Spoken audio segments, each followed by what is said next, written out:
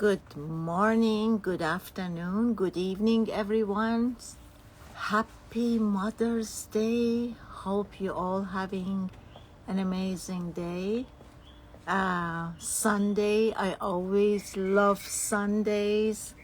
Hi Nahi June, hi Surush. Hello everyone.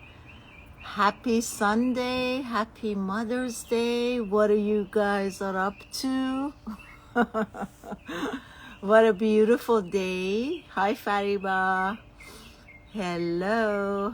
Hi Fahime. Today topic is going to be about Mother's Day and how do we feel about our mothers? Isn't that a big issue? Jeff is here. Let me get him. Welcome, welcome, welcome everybody. Hello everyone. I just finished my webinar. Hi Jeff. Hi, how are you? I'm amazing. How are you? Good. Good, I'm good. So our topic is about Mother's Day and our issues with our moms. Issues with our moms, that's always going to be good. Yeah, Let's do that. did you say Happy Mother's Day to your mom? Not yet because I haven't called her yet, but I will after this. Yeah. So I know when I work with many people or doing private coaching sessions, I see that so many of us has so much issues with our mother and kind of our karmic ties with our moms and the way we're still, some of us, it doesn't matter how old we are, we're still, our cord is not cut out and we're still in our mother's womb somehow and in the same energy. What's your Hmm. thought on it, Jeff? Yeah, I agree. I don't think it's just our mothers. I think that, maybe for men, it's often with their mothers. For daughters, it's often with their fathers. But I Mm-hmm. would say that there's definitely across a lot of psychological kind of disciplines, there's a lot of like, let's look at that relationship with your parents and see, and it's going to be different for each one. So, I think that that's something that's important for everybody who wants to kind of take their own personal journey to another level and to really clean up who they're being in the world. I think it's very important to look at those relationships. Mm-hmm. So why do you say females have more of daddy's issue? That's just kind of the stereotype, I think. I think that, you know, both, we could argue both parents love their kids. I'm sure that's the truth. And I think there's always that just kind of special, and I haven't even, that's not my area of specialty, but, just seems like common wisdom would tell us that, daddies love their little girls and mothers love their little boys. So I think there's always that very special bond with mothers and their sons and daughters, fathers and their daughters. Mm-hmm. But that hasn't been, Jeff, my experience. The majority of my sessions, my followers are female. And I see Mm. that most of us, we had as females, we have issues with our mother. Mm. So, yeah, that's a biggie for women. And Wow. yesterday I was doing a joint live with Sarah. She's a yoga teacher, and I talked about that for um, so many past generations, Hmm. from the beginning of our ancestries, women felt that their power was taken away from them, Mm. and that has been issues for many generations. As you know, I still sometimes watch a movie. How many years has been since women um, are able to vote? Hmm. I'm not Hmm. sure what year how many year it is. Is it like 50 years, the women's right to vote? So women has suffered a lot, being abused. And I was talking about that. Sometimes I do a coaching session with someone, and they're telling me that they're having issues with their mom. Hmm. But when I track that back, I see that it's not just one generation. Like right now, I had issues with my mom, but that has been from the same scenario, the same energy from my grandmother and my great great mother. So we can't just cut out the energetic cord from one generation. Sometimes we have to go back to many generations past. And I was talking to Sarah yesterday, and I said, as women, we have to be aware about this, that we are carrying a lot of anger because we felt like our rights has been taken away from us, Mm. and that we have to deal with that anger, because oftentimes, not consciously but subconsciously, we have this resentment towards men, and we feel like we're angry towards man because we felt like you are the cause of my problem, right? So I was talking to her and I said we have to be very cautious to get rid of that anger emotion, because somehow subconsciously we feel that we're still in a war zone and we are still fighting, and we have that anger towards men. And since few years ago, men are starting to tune in more into their feminine energy, and they want to experience their feminine energy. And yet, because we as women, we are having still that anger towards men, we hitting them very hard, and we have to be very careful. And this, we are sending a wrong message to men who are trying to experience their feminine energy.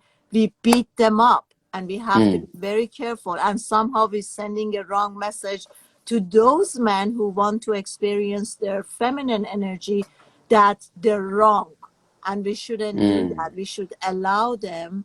We have to work on our anger issue and our resentment issue to allow the man to feel comfortable in there, to experience, and somehow help them to experience how it is to be in their feminine energy, to feel, to be more to tune into their feeling body and to their emotional body. And we have to kind of help them to feel safe in this space. Otherwise, we're kind of promoting those chauvinistic men, and we think we're making them that they right, and then we're not allowing the men to experience and feel comfortable and safe to be in their feminine energy. There's a lot there. Mhm. I'm gonna let's start from the back and work our way forward. So one of the first things you said is this harboring this resentment. Now, as a woman, where does that resentment begin? Does it begin as a child? Is that something that's inherited from the mother? Is that something that is experienced through interacting with other kids, in single digit age or in as a teenager? Where does that resentment begin? Well, it's many generation. I'm talking about from the beginning of our ancestry. So you're saying This it's genetic. I'm not saying it's genetic. I'm saying energetically we pass that on from the beginning of us experiencing being born as a female. So from the beginning of our ancestry, we have forwarded that energy of weakness, blaming the man to taking over our power. So is generation after generation. That's what I was saying. Mm. That sometimes when I'm doing a private coaching session, although this person is expressing her issue with her mother, whether it's her anger or whatever it is not just from her relationship with her mom, but is from 2, 3, 4, 5, 6 generation past, that they Mhm. move it on to the next generation and the next generation. Yeah, I have seen support of that across a lot of thought systems and belief systems, whether from a scientific, like it's actually scientifically evidenced. That's why I said generational, because you hear this is something that you might hear in spiritual circles. This is something that you will hear in religious circles.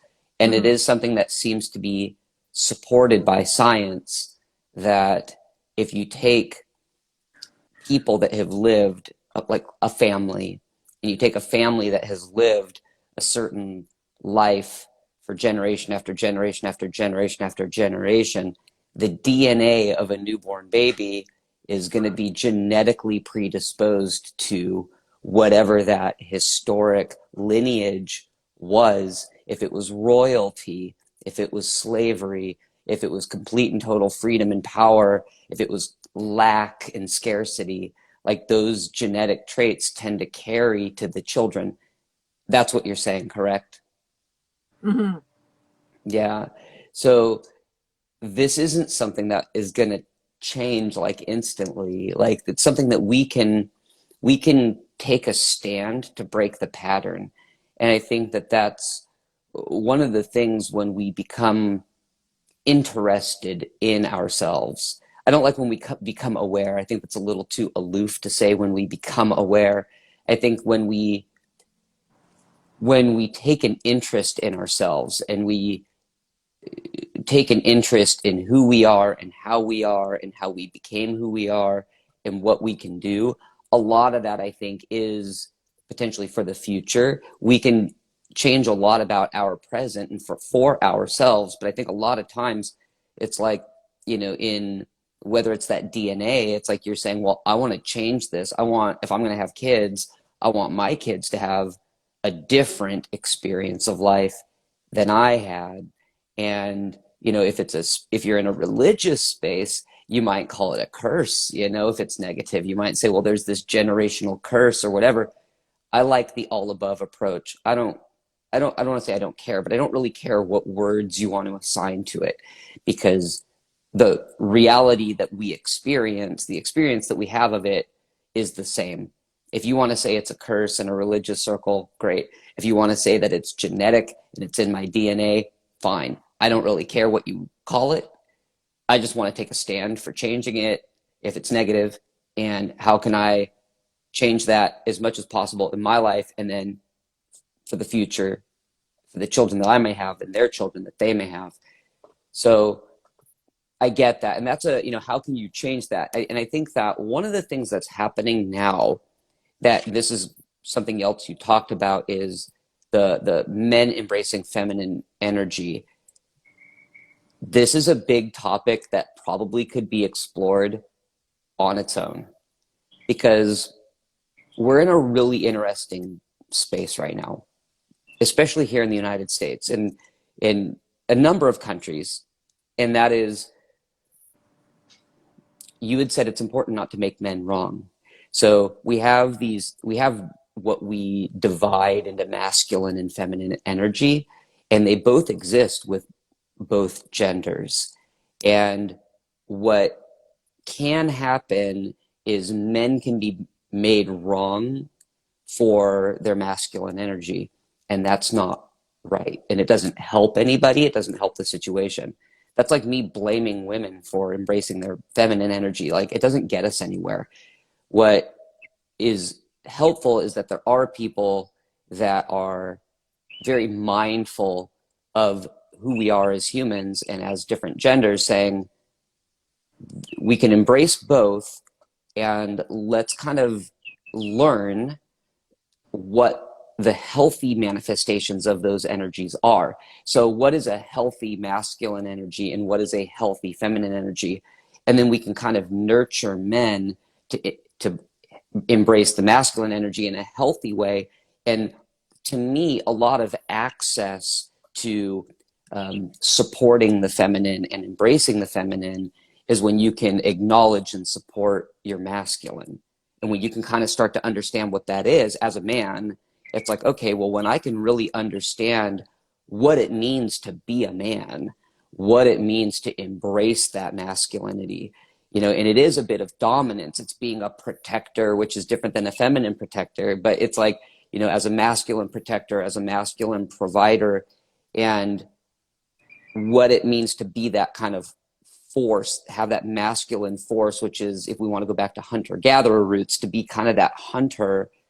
And then if I can do that in a very clean and healthy way and say, well, now I understand what that is, and then say, sure, like I'm a musician. You think that I don't embrace the feminine? It's like I embrace, if we want to say the logic versus the creative, then when you start to embrace the creativity, you start to embrace the emotions, then you are starting to embrace that softer side. It's not really, it's very strong, but you know, that kind of more feminine energy. And you can do it without feeling threatened. And I think where a lot of the toxic masculinity comes from is where, which I know you didn't bring that up, but to kind of weave that into this, is where a man feels threatened and confused. I don't know what masculine energy is, and so I don't know what I'm supposed to be, but I feel like I'm being made wrong, and I feel like I have some sort of dominance over you because society told me so, and now we're in a weird place. So I don't know what you think about any of that. I mean, that's just kind of kicking it off. It's not, you know, there's so much to talk about in that Yeah. space. So, well, I generally think the first step would be to stop blaming, Yeah. whether we're a female or a male. Stop blaming the others for how we feel and where we're standing right now. So Mhm. that's the first step. The second step is, I know you guys, awareness is my word. So I have to be aware about what's going on, because I also see some men who um, think that their energy is masculine, but is not. I mean, they're kind of have culturally, they learn how, they have this vision of being masculine and to Mhm. have that power, but they don't. They're actually um, not coming from their masculine energy, because masculine energy, let's just take a step back. Feminine is the place of birthing, is the base of the whole energy, is the womb of the mother, where the place is ready for you to create. And the creativity starts in feminine energy. So the masculine energy is the doing. In a way, feminine energy is being, contemplating, being fully mindful, having the access to create and give birth into something. And the masculine energy is the doing, is the taking over. But I don't think a lot of us as women and as men, we really understand what it really means to be in a feminine energy or to be in a masculine energy. Now, when we take that, when we understand that, and we take that to the next step, basically what it is, the teaching of Buddha. After all this time, he realized that the whole life and the main lesson is, how do I bring into balance this male and female energy, this Mhm. dance of male and female energy. When I create the first step, how clear am I? Where is the place of birthing? What's the condition, the environment that I'm going to make this to create something? And then the next level is the doing. So a lot of people, they're not in their feminine energy. They think they are, but they're not, because the feminine energy is the base. Is it? If you want to create something, you have to have that clarity of mind. You have to be really clear about what you're creating. And most people are it's very clouded in this area. They don't know what they want. They don't know what they want to create. And then when it comes to the next step of doing, to move in and turning into that masculine energy of doing it and bringing it into manifestation in the material world, because the first base is not clear, they can do it. They can continue, or they can start something, but they can't finish it. That's why I see so many people so often. They say, oh, I do this, but then I leave it. I lose interest in a way. Then I start something else. And they're constantly in that this energy of confusion. And then they they think what they're doing is wrong, and they have to stop that, and they have to start something else. And they start something else, and they can't finish it because they're not clear in the first place. So that's what I mean. It's like for all of us to come and understand really what is feminine energy and what is masculine energy. And if everything starts in feminine energy, what's the condition of this place? I think that like a really good example, I mean, I don't, I hear what you're saying. I don't know that I mean, just from my own personal experience of life and reading and research, I don't know if I'm quite on board that it all begins with the feminine. I don't know if I think that everything begins with the feminine or the masculine. I think that it's possible that they both begin together. And I So don't know. let me hear your translation of feminine energy and masculine energy to see if we're on the same board. Yeah, well, I agree with a lot of what you're saying. I think that there are some other things that I would add to that, and I'm not going to remember all six of them. There's a book that I recommend for nearly anybody called The Alphabet versus the Goddess, and it's really interesting because the author points out 6 points that's Leonard Schlein. There's 6 things that he identifies as like really determining factors that can kind of nurture and cultivate the masculine versus nurture and cultivate the feminine, or really designate or distinguish, that's a better word, distinguish the masculine versus the feminine. And just a couple of examples, because I don't remember all 6 off the top of my head, but one would be abstract versus concrete. Now, that's kind of a weird thing. Like, what is that? So what abstract versus concrete means, which to tie into the title of the book, The Alphabet versus the Goddess, is that if you think about an alphabet, if you think about our written word, it doesn't mean anything. It's abstract. If you look at letters, it's scribbles. It's humans that at some point scribbled a mark and said, that mark means something. It doesn't mean anything. But in order for us to understand a concept, we have to learn what each little mark means. Then we have to put those markings, we have to cluster those markings together. We call those words. And then we put those words together. We call that a sentence. So in order for us to get a picture of what's going on, we have to learn a lot of abstract concepts, and then we have to read them. And this is a second point, linear versus all at once, sequential. So we have to read these words, which are totally abstract. They don't mean anything. And we read them in order to get a picture of a situation, versus seeing something with our eyes and experiencing that whole thing all at once. So I'll use an example. If I told you there is a park, and in the park there's a tree, and there's a little brown dog, and there is a red bench. Now, in order to understand that in writing, you have to learn language, you have to learn the scribbles, you have to learn the words, you have to write all of that in a linear fashion, the way that I just said it. That's masculine. It actually nurtures masculine energy to do everything that we just did. But if you looked at a picture of a park and a tree and a brown dog and a red bench, what's happening is it's concrete. It's not abstract. You know what a dog is, you know what a tree is, you know what a park is, you know what grass is, you know what sky is, you know what a bench is. Like, there's no confusion. Anybody can understand that those things are what they are. And you're getting all of it at once. You don't have to read a sequence of words in order to get it. You get all of it at once. So these are just two of the six kind of, I don't want to call them energies, but they're two of the six kind of like distinguishing concepts that to see a picture.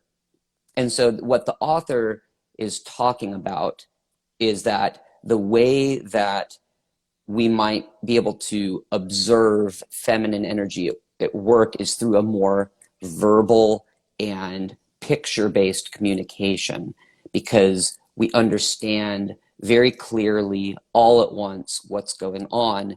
That taps into the creative right brain versus, which is going back to what we're saying about the logic versus the creative, the more logical side, which is more masculine, which is more sequences. It's like, what are the ones and zeros of the computer system, of the computer program? You turn off the emotions and you're like, I've got more cones in my eyes, you have more rods in your eyes. So the more cones that are in my eyes allow me to focus. So I focus on my target because I'm a hunter. And so it ties into everything that you said. I'm just adding to it and kind of giving it a little bit, fleshing it out a bit more. So you're saying, okay, I've got more cones in my eyes. I can focus on my target. I have a sequence of numbers. I need to, ones and zeros. I need to really be like this and hone in on what it is that I want to accomplish and take the action to accomplish it. Versus the feminine, which is a broader, as you said, a broader kind of view.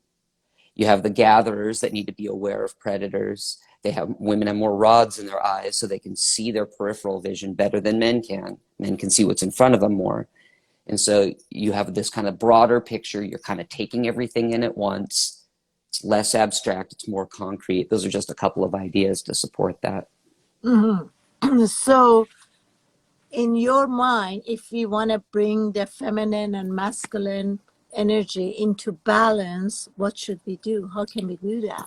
We're doing that right now. I think that's what's happening. I think that's part of I think that is a component of some of the kind of energetic imbalance that I think a lot of people are experiencing right now, because it kind of occurs that there's this attack on men, that there's this kind of new feminist movement. And it's like, well, what's bringing all this about? What is it? And what I think is happening is that if what this author says is correct, because what this author theorizes is that when we were in a nutshell, he theorizes that when we were hunter-gatherers, we were equal. And I've read some other information that does support that. Men did not have the advantage. Women did not have the advantage. When we were hunter-gatherers and we were in little tribes, we needed each other. We didn't have room for one gender to have superiority of the other because we would have died.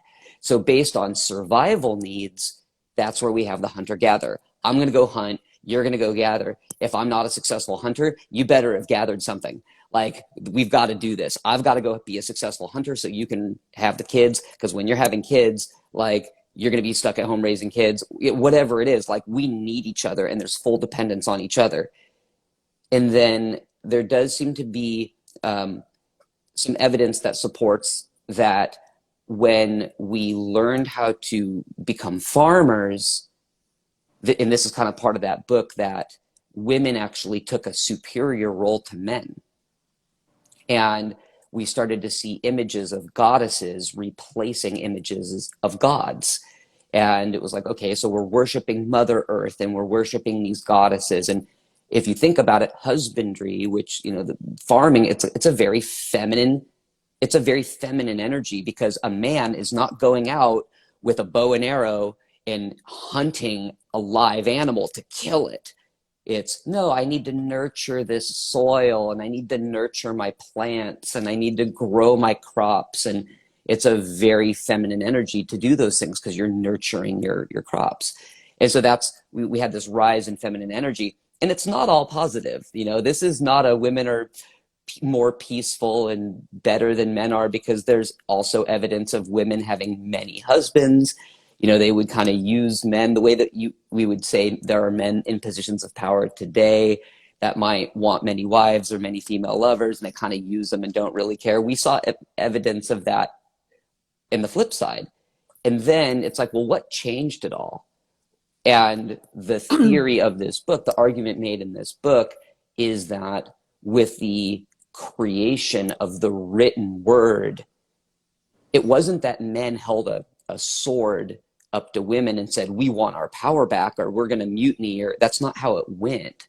It was that through the creation of written word and the adoption of written word, it started to just cultivate masculine energy, and it started to diminish feminine energy. Now, if that's true, then think about today. Even in the comments, as people are commenting, they're not just commenting words, they're commenting emojis. So again, in order for us to understand, we have both masculine and feminine energy, because I can read a comment and I have to engage the masculine, I have to engage the abstract and the linear to read the words. But if somebody puts a prayer or a heart or a whatever, I don't need to read anything. It's like I immediately see the heart. I immediately see the prayer hands. I immediately kind of know what that means. It's concrete. It's all at once. I don't need to read it. It just is there. That's where I think like we're going. And so when we're now in a society where we communicate a lot through social media, it's a huge part of all of the world. So what is it? Well, it's very image-based, right? Everything we're doing now is image-based. So we're getting more into images, putting pictures up on Facebook, Instagram, what other, Snapchat, whatever other apps you want to use. And then what's bringing it back towards center is the verbal. So you and I are talking live. There's Clubhouse. There's other apps where it's just audio only and not video. And so as we engage the video and we engage the audio, we're kind of more in the feminine towards center. It's not just purely written word, written word, written word, written word. Mm-hmm. So that I think it's inherent. I think it's naturally coming into balance. Now, I'm going to continue a little bit. I'm going on a bit here, but I think there's a lot to cover, and that is. But I didn't put the two and two together. So we're very visual. We're getting on Instagram, pictures. But how did that end? How did you relate that to how we bring in feminine and masculine energy together? It's doing it inherently. It's not something, it's because what it's doing, it's, again, if I look, the idea is this, is that if I look at a picture, if I look at image-based communication, it's going to stimulate feminine energy inside of me. If I read a book, it's going to stimulate masculine energy inside of me. And it doesn't matter what the content of that book is. It doesn't matter if I'm reading some romance novel written for women. The fact that it's written words on a page is masculine energy. Mm-hmm. It's important to understand that. The content doesn't matter. You could be looking at a picture of men hunting an animal. It's still a feminine energy looking at a picture. So when I play music, you hear what's going on, right? Like you see a picture, you see what's going on. It's nurturing that feminine, as you say, the creative. To me, it's the right brain versus that logical, linear left brain. That's just like that computer, So let's bring this into more material work. You and I are having a session with someone. Mm-hmm. And what you just explained, it's not usable. It's not, let's bring it more into something that people can use. So if I'm doing a session with someone and I'm trying to balance their feminine and masculine energy, this information is not going to help them. You know what I'm saying? So let's bring it more into material work. Okay. So what I would say is, so I'm a musician. And there's a very interesting phenomenon that has been happening to musicians for the last, I'd say, 10 years. And what that is that recording music at home has become affordable and everyone's doing it. Mm-hmm. Right? So there's a lesson here. Okay. So everybody has a computer. Everybody can learn how to get their instrument to record audio, a microphone, or plug their instrument directly into a device and have it go into their computer and record music.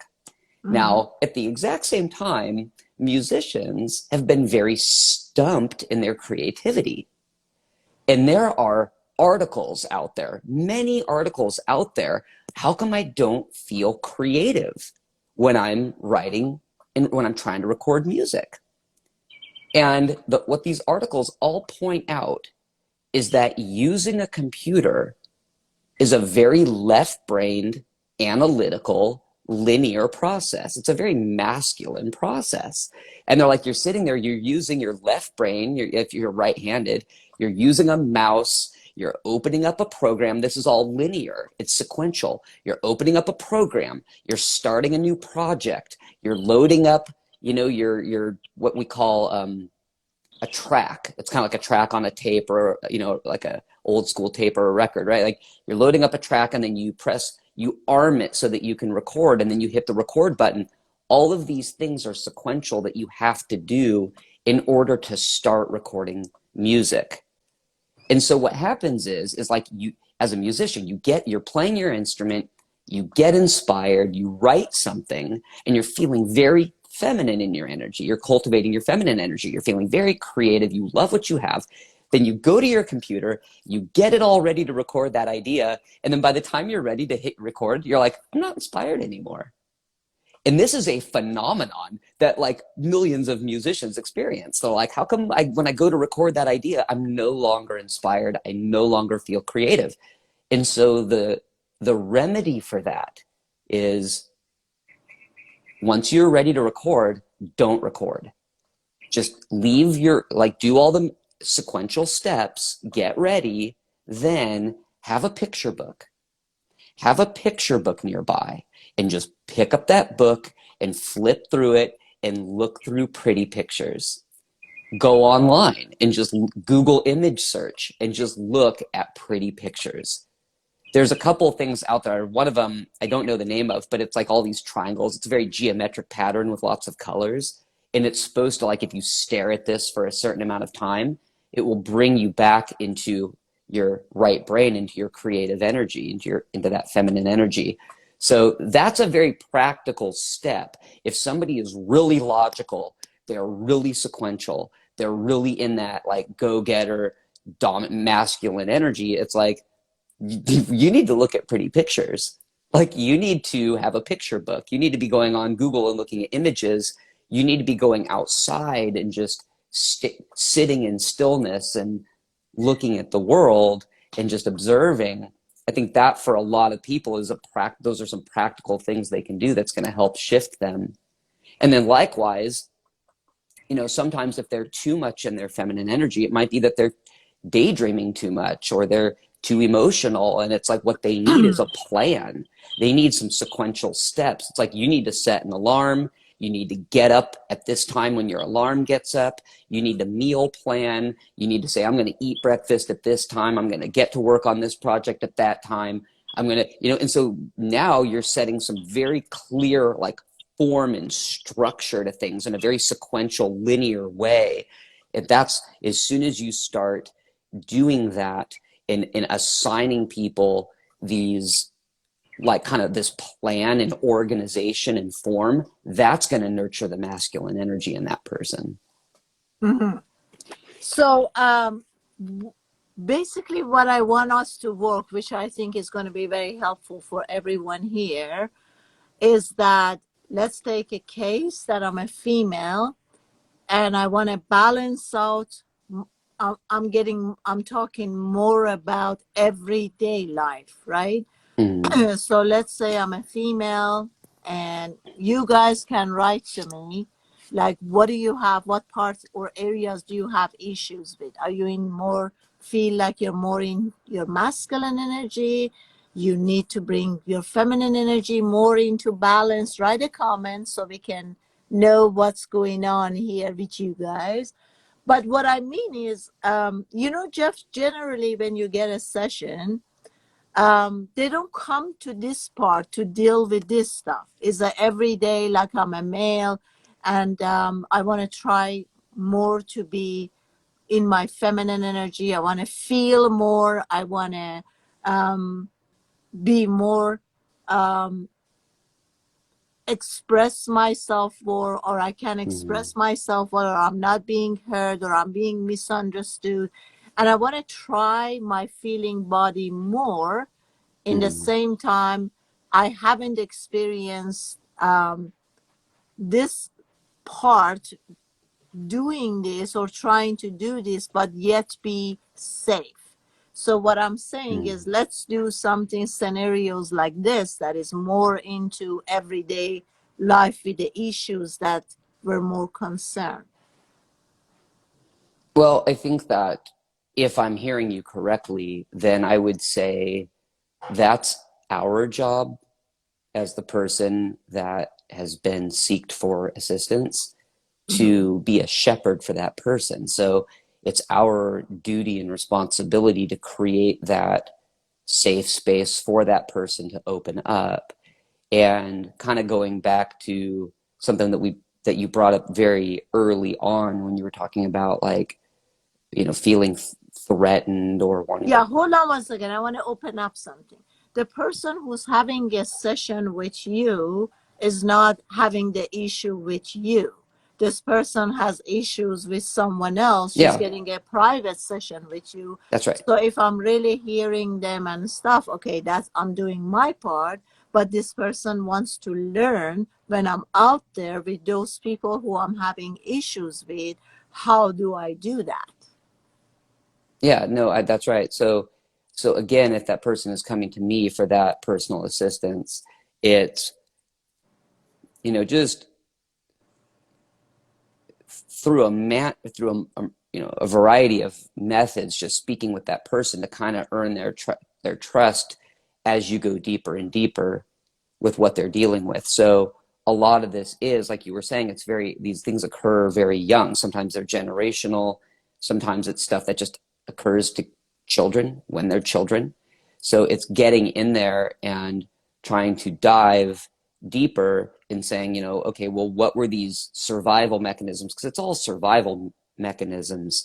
And saying, what were these things that kind of you set up that made you feel unsafe in expressing this side.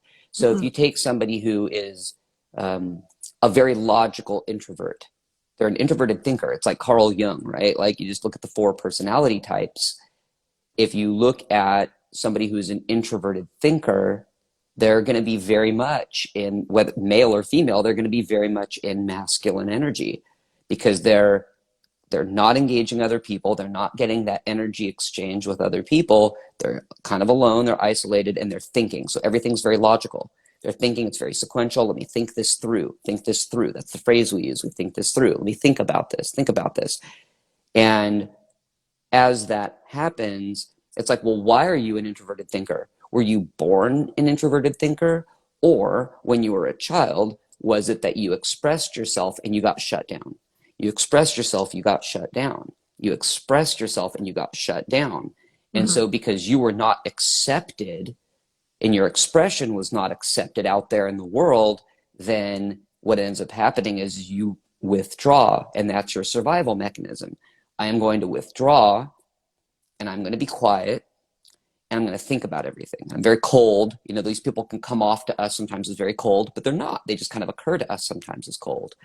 So it's Mm-hmm. providing a space for that person to really express who they are, and feel safe that when they're talking to me, that I'm not going to shut them down.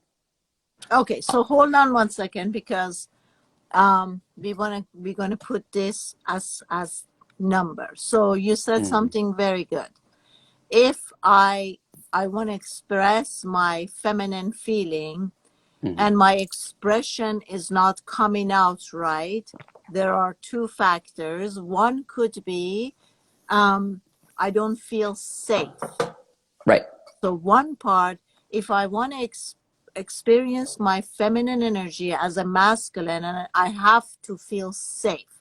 So we need to work on safety. Mm-hmm. Second is, yes, yeah, you got to feel safe. Second, if I always, if my parents or however I was upbringing, they made me wrong, um, basically I lost the trust towards myself. I can't trust myself anymore because constantly when I start talking, I was wrong, I didn't know I was wrong. So basically the second part is that I have to start reprogramming that belief, right? Mm-hmm. Now my belief, I'm a firm believer that I am wrong.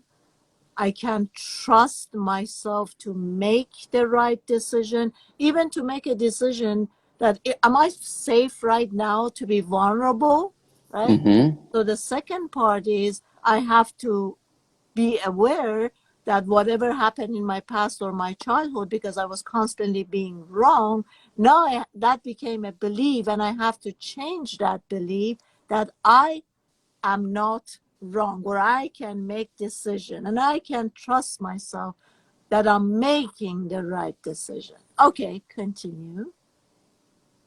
No, that's you said it. That's all of it. You know, it's and for men and for women, it's different things. And I think that right now, what we're experiencing is we're experiencing women who are engaging a lot of masculine energy, and men aren't sure about the feminine energy. And what I mean by Hold that, on one second, Jeff. Sorry to interrupt you. I'm not sure about that. What you're saying that we're seeing a lot of women who are coming from their masculine energy. Again, we have to understand what's the definition of masculine energy. We as women are not coming up as our masculine energy. We are acting it out. There is a difference. I think I said embracing. Embracing, okay. I'm not hooked on the word, but what I'm Oh, okay. saying is we are not coming out tough and hard on the outside, that because we're experiencing our masculine energy. I said we are acting it out. Why are we acting it out? Because that fear is still in us. That's the fear mechanism making us to act as we're hard and tough, and we're calling that a masculine energy. I'm specifically speaking to the concept of survival and being a provider. So, with the kind of this latest wave, I mean, women have been out in the workplace for a long time, but especially in this kind of most recent kind of push, you see the idea of women out there in the workplace. They want to be in these, they want the same thing, they want to do the same job that men are doing. They want to fight in the military. They want to, that's what I'm talking about. I mean, that right there, that's a hunter energy. You want to fight in the military. You want to carry a gun and shoot and kill somebody else. That is a hunter energy. That's a masculine energy. That's what I'm talking about right there. So you say, well, if you have women that are like, well, I want to fight in the military. I want to join the military with the men and I want to fight side by side with them. That's women embracing masculine energy. Same thing in the workplace. It's having certain jobs, certain levels. It's like, no, we're not going to have this gender, you can call it discrimination, but these gender roles, these kind of societal accepted gender roles where the men are the managers, the men are out there being salesmen, and the women are in the accounts receivable and the accounting department, right? Like that's kind of historically how it's been, where the women were in different, very specific positions in companies and men were in specific positions because it's like, well, this is what your energy might make you more inclined to do a better job at. And so it's like, well, no, now it's all, everybody can do everything because equality, equality, equality. And so when we start claiming equality, then what we have is we have women that are saying, well, let's take these jobs that typically men did. And men are saying, let's take these jobs that typically women did. Well, some of these jobs, some of it may very well be discrimination. I'm not going to say that it is or isn't. What I'm going to say is that different jobs do require different energies in like a different kind of genetic energy, whether it's masculine or feminine, to do most successfully. So if you are a salesperson, that is a very hunter energy. You need to hunt your targets, hunt your customers, hunt your clients, hound them for business. You got to kill, you got to kill, you got to have that killer instinct. That's what we call it, a killer instinct. You have to be disagreeable. No, you're going to buy this. I'm not going to take no for an answer. You're going to buy what I have to sell. That's very masculine. It's like, I've got a target. It's those cones in the eyes. You're my target. I'm going after you and I'm going to hunt you. Even if you're not physically hunting somebody to kill them, you're physically hunting them for their money, for their business.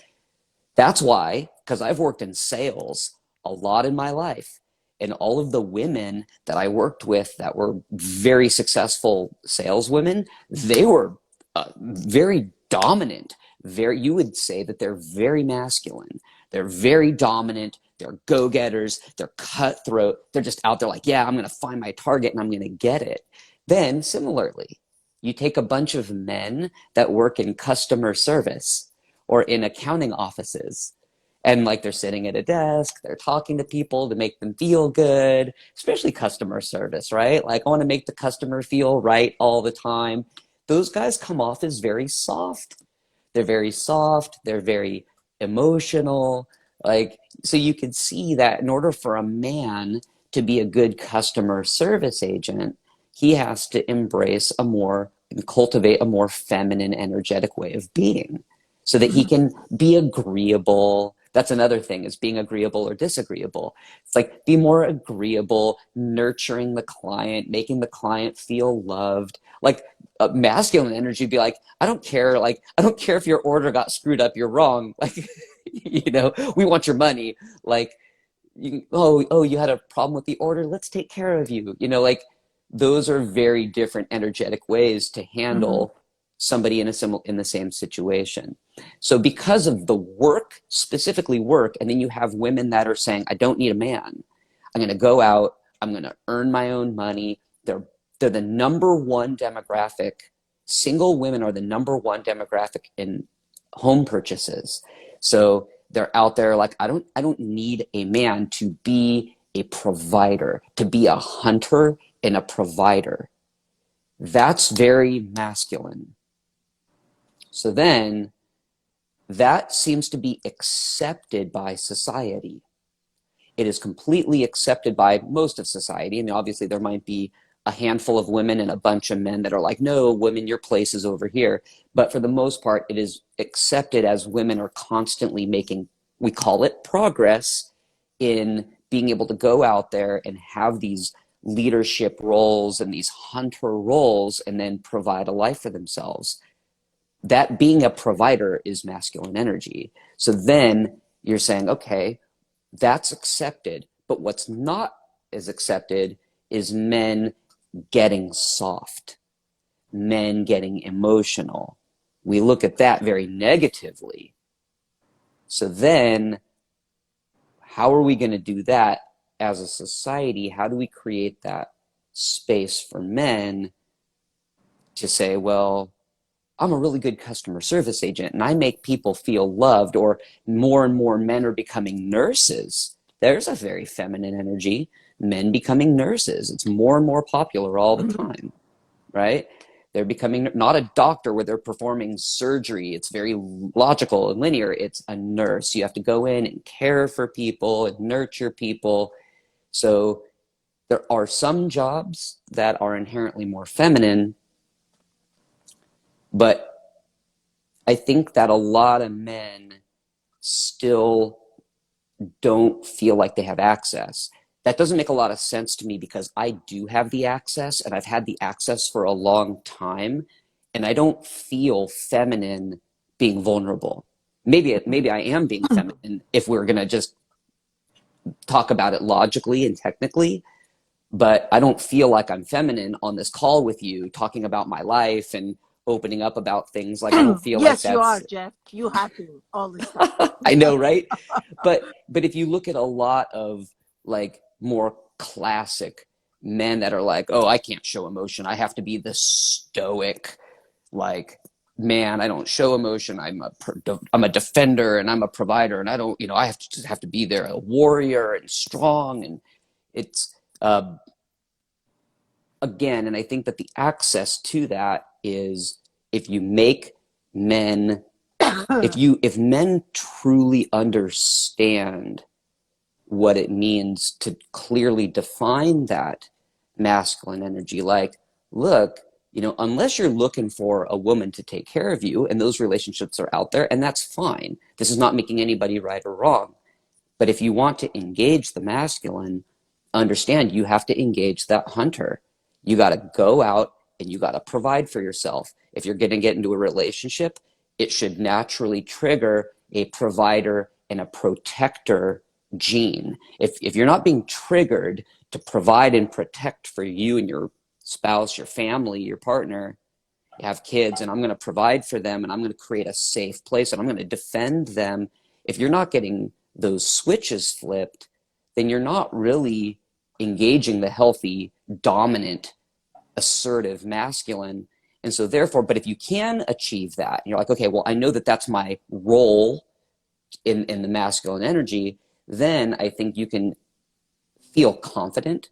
And once you're confident in that, that allows access to vulnerability to say, look, I know who I am. I know that I have this strong masculine energy. I know from experience, like me personally, I know from experience in the 2 long relationships I've had, and the other shorter relationships I've had, I very much, once I'm in a relationship, I default to a provider role. That's very masculine. It's like, and that doesn't mean that I stifle the women in my life's aspirations and dreams. I don't at all. I don't go, you can't do that, I'm the man. No, that's not at all. But I definitely default to a way of being that's like, I need to make sure that you're taken care of. I need to make sure that you're okay. It's creating that space. I need to make sure that you have provision and you're protected. Well, that's, I've learned over the years, like, that's very masculine and dominant to say, like, I want to make sure you're okay.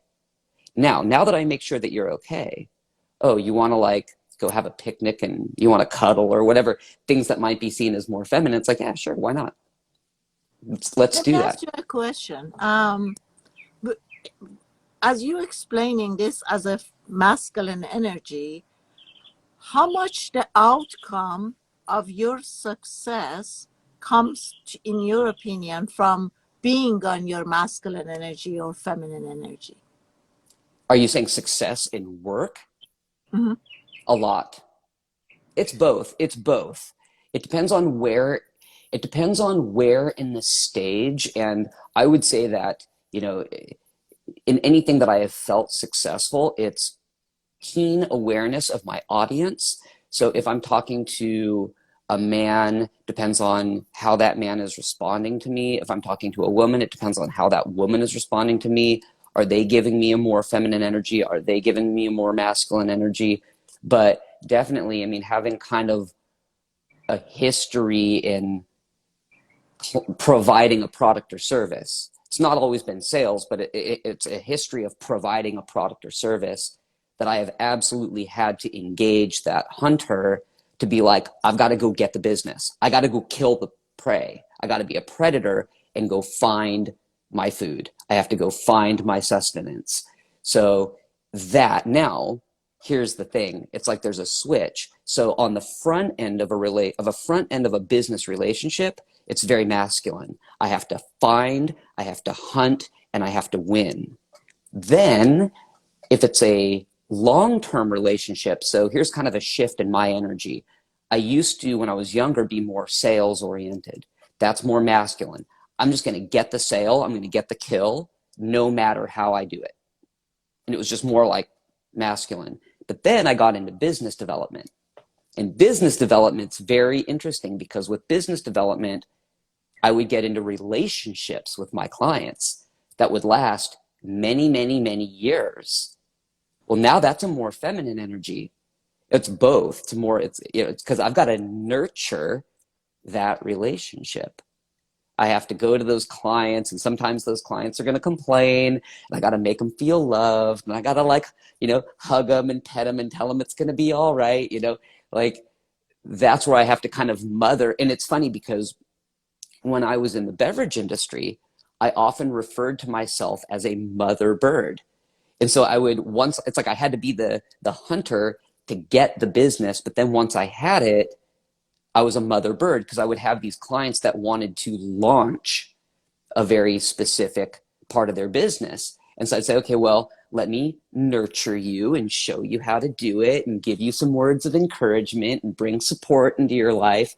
And then I'd like kind of push them off the branch and maybe they'd fall. I'd, oh, come back up on the branch. It's okay. Let's do it again. And I'd show them love and support. And then once they could kind of fly without my help, I would start to distance myself from that client. I'm always So there for you're you. basically saying you moved from your masculine energy to your feminine energy. Once I had the client, yes, and I started Okay. to nurture that client in order for them to be able to thrive on their own, Mm-hmm. which to bring this full back to Mother's Day and mothering, it's you're nurturing this child so that it can survive out there in the world, correct? Mm-hmm. Um, what I was pointing out earlier is if we see women are very driven, they're very tough, and they're even very business oriented, let's not get tricked by they are coming in their masculine energy. That's what I don't know if it really got it, we got it or not. I use the word acting it out. That means I could be in my childhood, I lost a family member, someone that I was really close to, or someone that I really loved. And once I lost that person, um, I basically lost my security. Because of my loss and losing my security and safety, then I had to change role and act out a personality who's very tough and hard. And that reads as a masculine energy. So I could be, since I don't have a provider anymore, I don't feel safe and secure. I have to only count on myself. I become an achiever. I try Mm-hmm. to do anything. But that still doesn't mean that I'm coming from my masculine energy. That means I'm acting out something. And the whole time as I'm doing this, all behind it, inside my emotional body, I still have fear. I'm still fearful. So what I'm saying is, even the male that we see as masculine, that's the way they put the tough face as they wear their suit or whatever. But don't get fooled that these people are coming from that masculine energy, because inside they still can have that fear. They can all have all that doubt. Am I doing it right? But that's the picture that they're putting outside. And what I'm trying to say is you can't really trust by reading someone from the way they look or the way they act. And a lot of time, when people have a lot of fear, they feel that they have to put a lot of protection around them. Now I can do that by putting on a lot of weight, or I can do that by acting out that I'm very hard and tough. So I'm saying, let's not get fooled by that, because you have to be really deep and really see inside someone to see where they're coming from.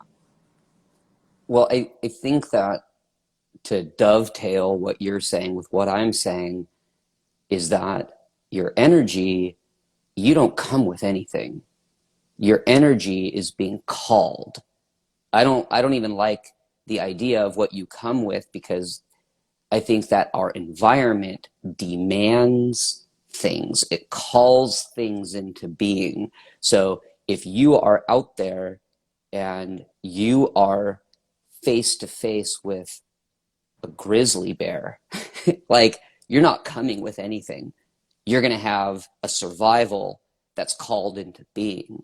So this is, again, going back to that book, The Alphabet versus the Goddess. This is exactly what the author is saying, is that at no point are women saying, I'm going to embrace the masculine. At no point are men saying, we're going to dominate the women or we're going to embrace the feminine or stop embracing the feminine.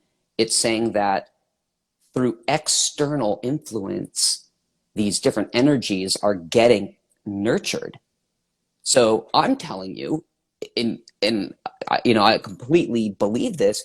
If you are a salesperson, you're not bringing a masculine energy. What I'm saying is that being a salesperson requires a masculine energy. It is a hunter job. And if you don't answer the call, you're not successful, because there are going to be other hunters that do have that hunter energy, and they're going to outperform you. They're going to outhunt you. And if you are in customer service, it's going to call a feminine energy into being, because you need to be kind to the clients and customers that are calling. You need to nurture them. You need to make sure that they're happy. And if you don't respond, if you're a man and you're a tough guy, you're a tough hunter guy, and you're on the phone with somebody and they're like, I've got a problem. And you're like, I don't care. Like, you're not going to be a good customer service agent or a nurse. If you're a nurse and your patient's like, I hurt and like I'm uncomfortable, and you're like, suck it up, I don't care. Like, you're a terrible nurse. You need to be warm and loving to that patient that's having problems. So if you're a man as a nurse, you're not bringing a feminine energy. The job, the duty, the external is calling that as a requirement. And so you can either answer that and let it show up, or you can not let it show up. And that's where Here's what I have issues with. We're saying two different things, like we are looking at it from two different areas.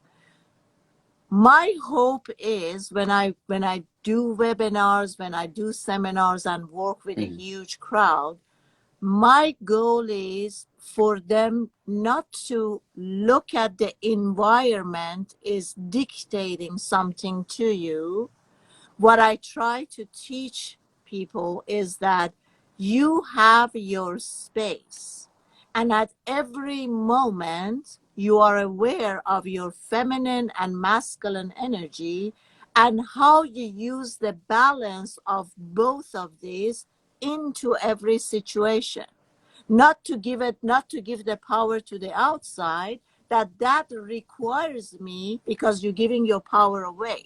You're saying the outside, this job, this type is required. I'm losing my energy there because you want to get something from outside is affecting. My teaching is you have your space. You're coming from your inner power.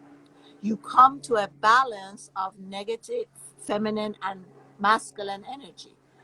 And if you choose at this moment to become a nurse, you use the combination of both energy. So the fact that you get up and you go to work, you work 12 hours a day or 14 hours shift, that's your masculine energy. But in the same time, you're using your feminine energy as to be compassionate, as to be kind, love. So what I'm saying is we don't have to separate these two. I'm coming back to the code of Buddha.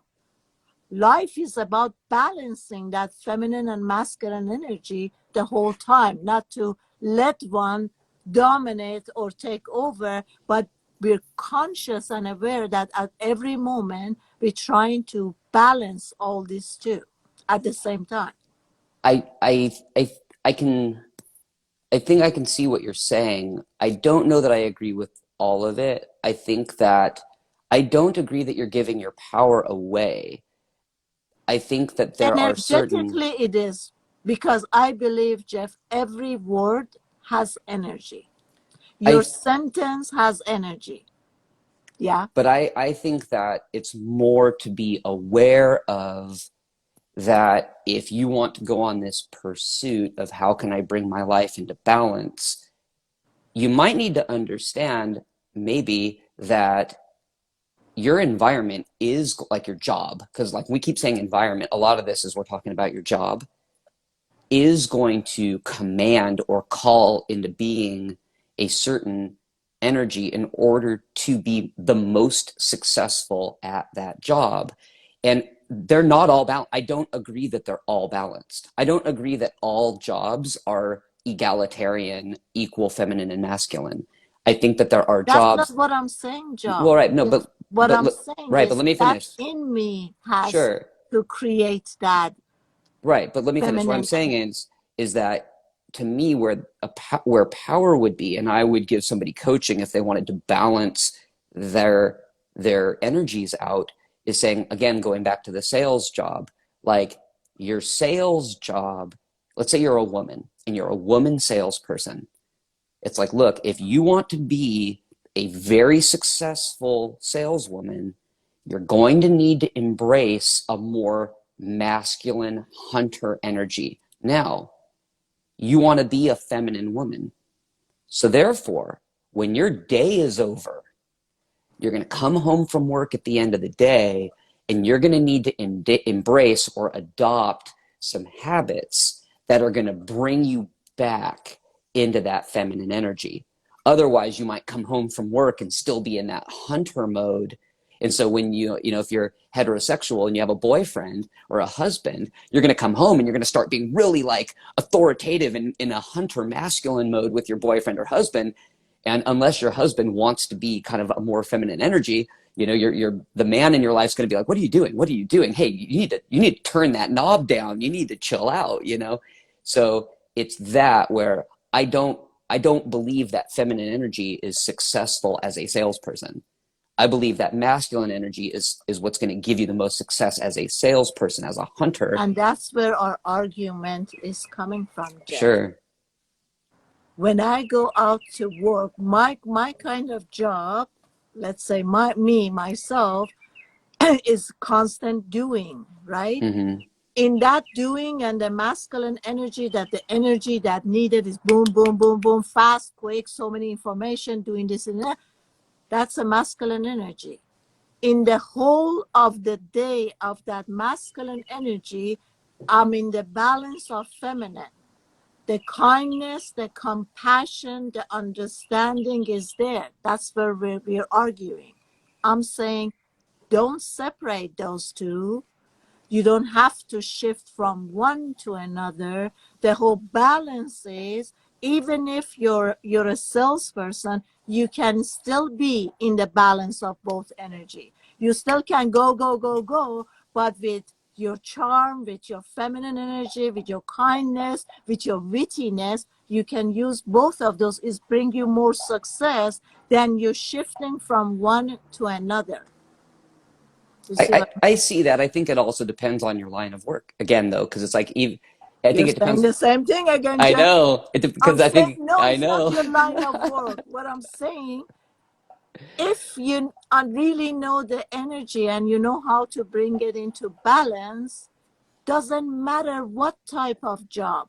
You, from first thing in the morning, you constantly balancing. It's the yin and yang. Mm-hmm. Job is not yin or that job is yang. It's you learn how to balance the yin and yang throughout the day. The job doesn't determine what energy for you to shift into. I can agree to the degree that if if you don't, let's say again, going back to kind of combining what you and I are saying, I can agree to the point that if you are 100% going back to sales, if you are 100% in the masculine, you might come off way too aggressive to these potential clients. You're going to come off as like just too much of a killer to these clients. And so you might say, look, I need to embrace that feminine and nurture. And that way I occur to my clients is, yes, I've got a product to sell. Yes, I'm embracing that hunter to get the business, but I'm not forgetting about being compassionate and caring to listening to who my clients are, listening to their needs and nurturing what they need in order. Is that kind of more what you're saying in order to Yeah, balance those two things? yeah. Yeah, I don't Mhm. disagree with that. Yeah, that's what I'm saying is it's not to make it masculine or feminine, or is not about the type of job that requires a different kind of energy. I'm saying as a student on this planet, our task is to constantly balance the feminine and masculine. Yeah, I agree. I don't know if I agree that they're equal in all jobs. I think that they can both exist. I don't know if they both exist equally. But you're the one who's making it equal. That's your task, to bring the yin and yang together.